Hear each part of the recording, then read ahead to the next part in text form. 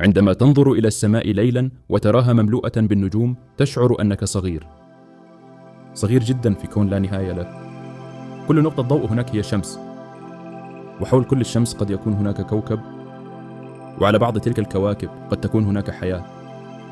الكون لا يحتوي على ملايين النجوم، بل على تريليونات المجرات، وكل مجرة تحتوي على مليارات النجوم. فكيف يمكن أن تكون الأرض وحدها مأهولة بالحياة؟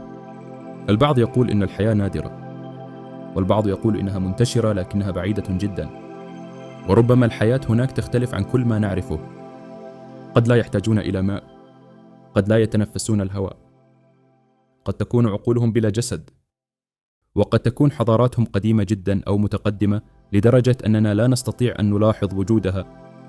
نحن لا نعرف شيئا إلا عن عالمنا الصغير.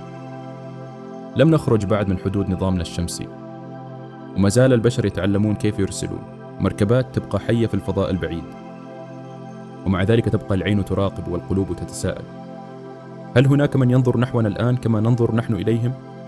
هل هناك من يرسل إشارات كما نفعل نحن منذ عقود؟